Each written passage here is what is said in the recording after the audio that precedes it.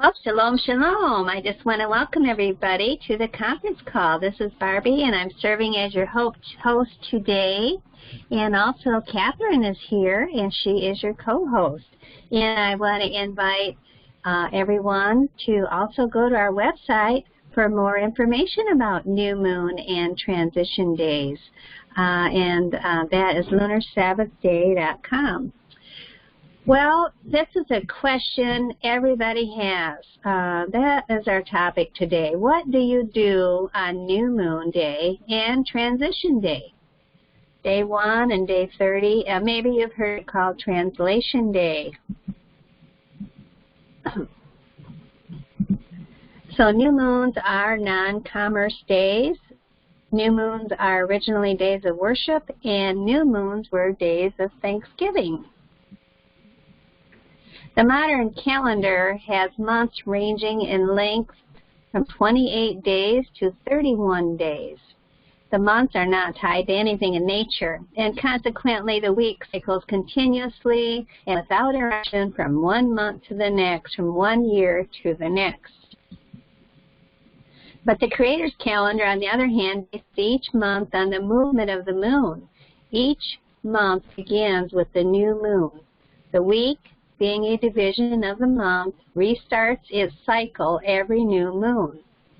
And this is a quote: "The Hebrew month is a lunar month, and the quarter of this period, one phase of the moon, appears to have determined the week of 7 days." The Hebrew Sabbathon was celebrated at intervals of 7 days, corresponding with changes in the moon's phases. And that's from the Encyclopedia Biblica, and I will leave all the links below. This is the hardest point to comprehend when first beginning to study the calendar of creation. The modern solar calendar has a continuous weekly cycle, and the calendar of creation does not.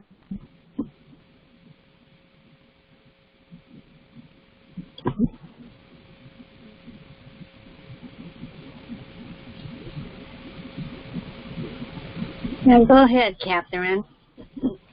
New moons are significant components of the biblical method of timekeeping, since they are the point in time at which the weekly cycle restarts for that month.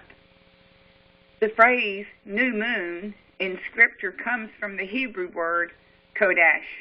The New Strong's exhaustive concordance of the Bible defines Kodesh as the new moon, by implication, a month. The New Strong's expanded dictionary of Bible words expounds on this, explaining, Kodesh can refer to a month or the period from one new moon to another. In a related nuance, the word refers not so much to a measure of time as to a period of time or a calendar month. And that comes from number 2320, the New Strong's Expanded Dictionary of Bible Words, page 453. Scripture contains multiple references to new moon days as the day on which the new month began. The extremely close correlation of the month as a period of time linked to illumination of the moon can be seen in the fact that there are even more scriptural references which use the word Kodesh to refer to a calendar month than there are to its use as the first day of the month. Kodesh is used 20 times in the Bible to refer to the first day of a new lunation, and it's used 251 times to refer to a calendar month or lunation. Thus, in Scripture, new moon can refer to 1, the first day of the new month, 2, the period of time between one new moon and the next, 3, a calendar month.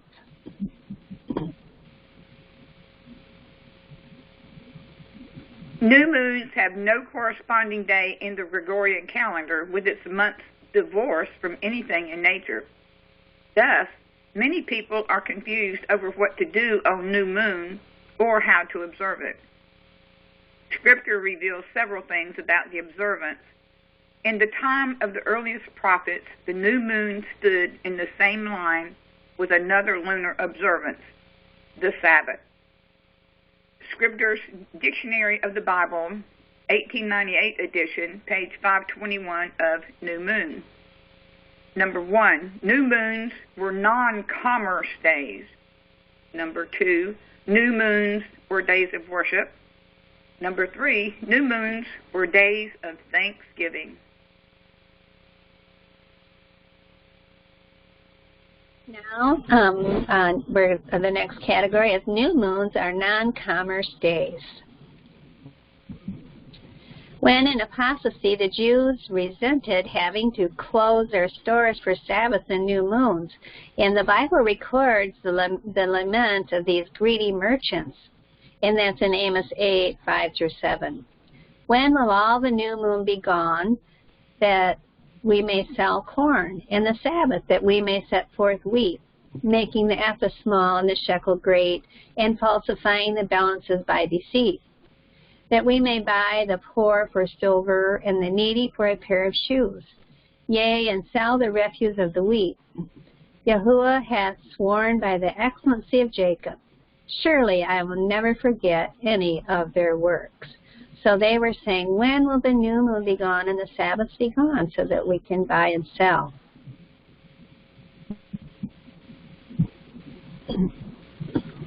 Work done for the tabernacle, however, was allowable. And Yahweh spake unto Moses, saying, on the first day of the first month shalt thou set up the tabernacle of the tent of the congregation. Thus did Moses according to all that Yahweh commanded him, so did he. And it came to pass in the first month in the second year, on the first day of the month, that the tabernacle was reared up.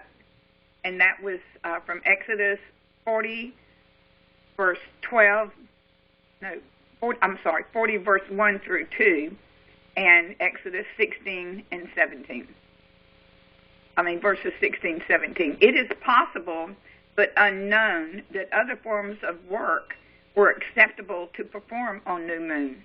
However, no work that generated income, no commerce was to be performed on new moon, nor any other routine labor that could be performed on other days.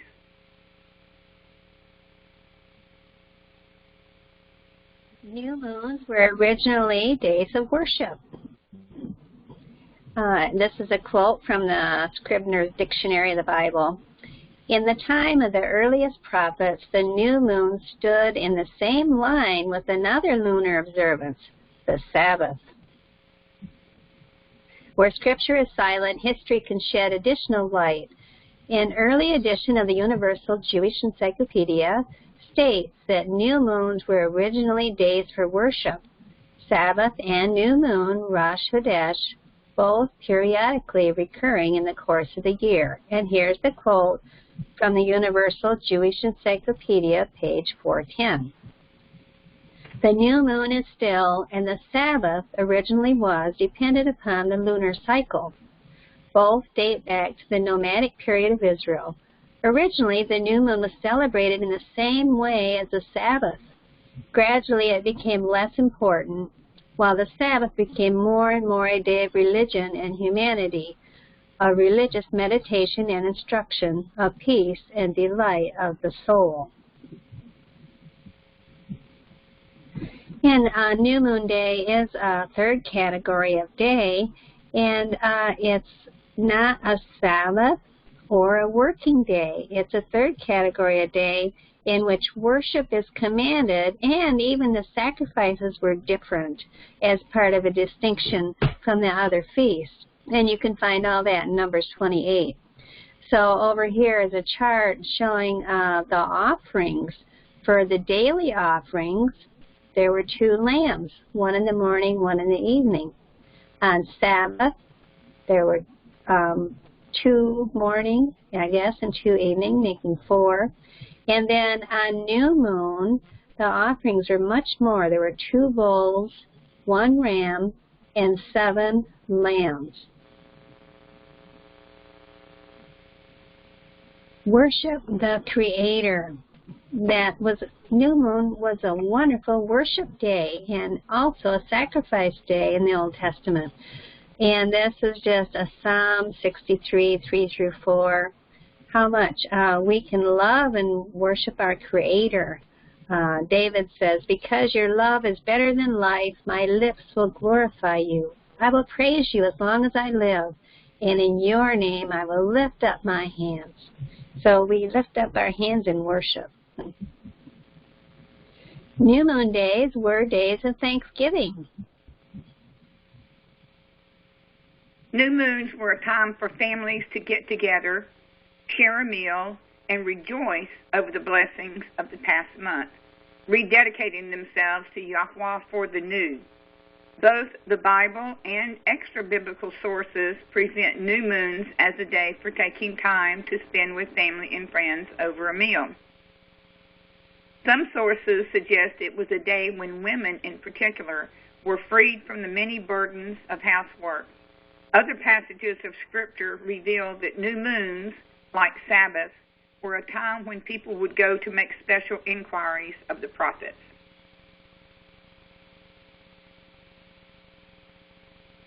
Okay, now we're going to talk about translation days, and you may have heard it as transition days. Okay, translation days. What are translation days? Translation days, like new moons, have no direct correlation in the modern solar calendar on a Gregorian calendar. However, it is necessary to understand what they are in order to have a clear comprehension of Jehovah's calendar.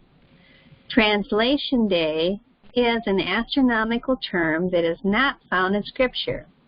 However, the fact that the biblical months were based on the cycles of the moon is sufficient proof that they exist in the biblical calendar. According to the United States Naval Observatory, a lunation is 29.5 days long. Generally speaking, this equates to every other month having 29 days and off months having 30 days. A lunation never has less than 29 days or never has more than 30 days. And this is a demonstrable astronomical fact.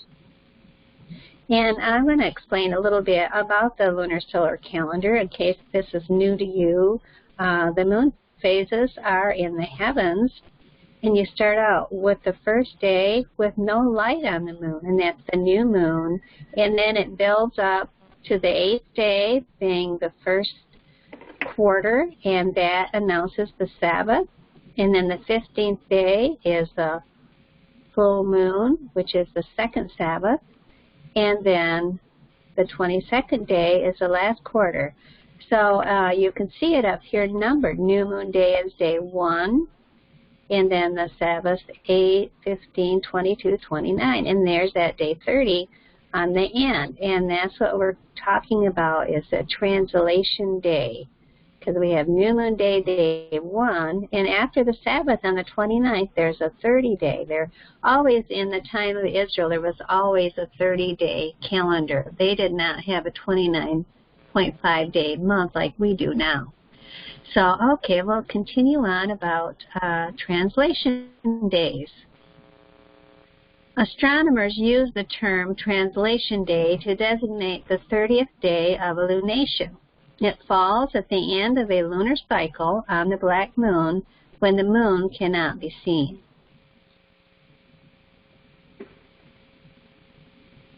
Because the time itself is continuous, many have believed that the system by which time is calculated must also, by default, be continuous.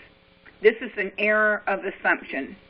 Originally, all ancient calendars were lunisolar with the weekly cycle of varying length, restarting every new moon.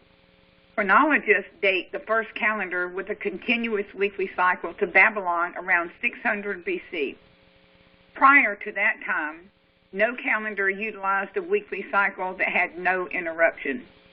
The weekly cycle restarted either at the beginning of the month, lunation, or at the beginning of the year, following 5 intercalated days that closed the previous year but were not part of any weekly cycle. And this is from Abiatar Zerubbabel, the 7-day circle, pages 7 through 8. Confusion over translation days has led some people to reject the biblical lunar solar calendar. The fourth commandment clearly states, 6 days shalt thou labor and do all thy work, but the seventh day is the Sabbath of Jehovah thy Elohim. Exodus 20:9 through 10. Not understanding translation days has led to the false assumption that in a 30-day month, there are a total of 9 days between the seventh-day Sabbath on the 29th of one month and the next seventh-day Sabbath on the 8th of the new month. And this appears to create a problem because that time span is greater than the 6 workday interval between Sabbaths prescribed in the fourth commandment.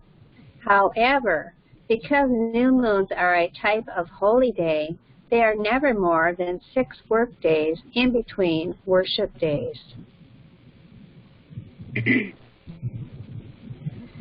A lunar month never has more than 30 days, and it's never shorter than 29. So in this calendar above is the 29 day, and this one shows the 30. And before the time of 700 BC, all the calendars of the world had 30-day calendars. But something happened at that time that dented the calendar so that it became 29.5-point-day months. So that's why it's almost every other month, 29 or 30. Not always alternating, but quite often. So thus, the day following the 30th, which is new moon, always begins the new month. Here's the 30th day, and then we start with day 1. And there are occasionally consecutive months having 29 or 30 days as regulated by the moon.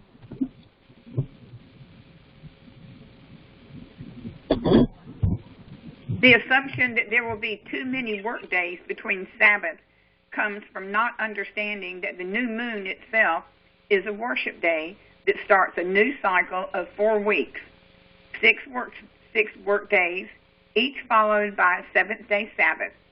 As the new moon begins the new weekly cycle for the new month, translation days are not part of that weekly cycle, even though they are a day with a date. Translation days, which are always the 30th on a lunar month, can never be transferred to the next month or counted as a date in the new month, because the next month always starts with New Moon Day, which is the day following translation day. With the new moon, a new cycle of 4 weeks begins. Interestingly enough, this confusion always arises among those in the West who have only ever known a calendar with a continuous weekly cycle. In countries that use lunar calendation for their religious calendars, it is an easier concept to grasp. All time must be accounted for. Thus, translation days are not non-days, as some have suggested. They have a date, the 30th of every 30-day month. The 30th of the month, like the first of the month, was not part of the 7-day weekly cycle. However, it was counted and it did have a date.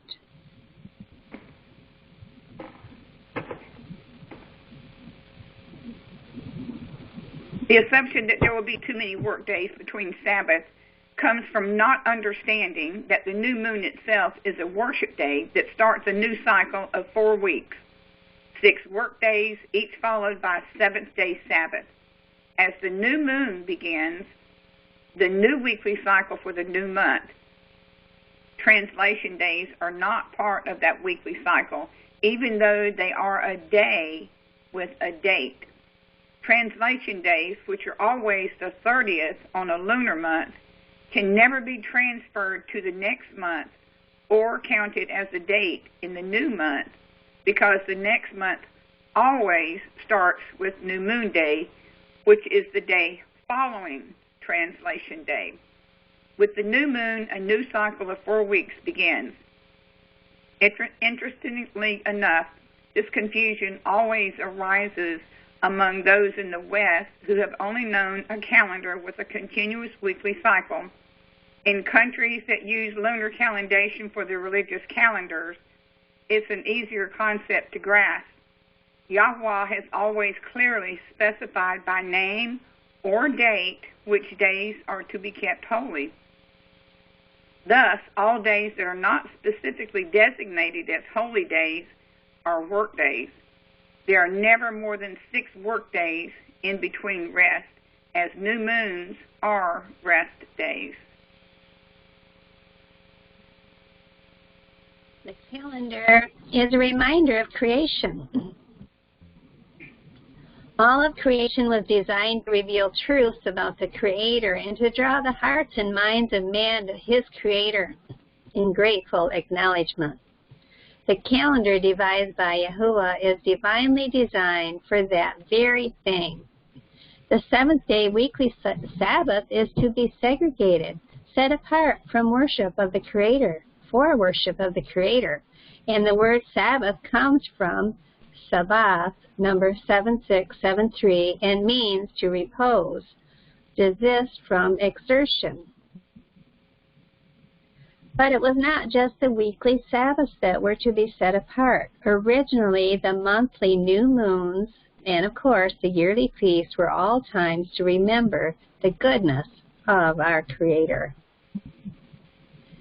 Yahuwah's holy convocations, including new moons, are a time for renewed commitment to the Creator, a time to slow down, acknowledge the Father's gifts of family, friends, and other blessings. New moons bring a blessing to all who will set aside this time to acknowledge the blessings of Yahuwah. They will be kept throughout all eternity as the saved rejoice in the endless blessing of the loving Creator. And Isaiah 66:23 says, "It shall come to pass that from one new moon to another, and from one Sabbath to another, shall all flesh come to worship before me, saith Jehovah."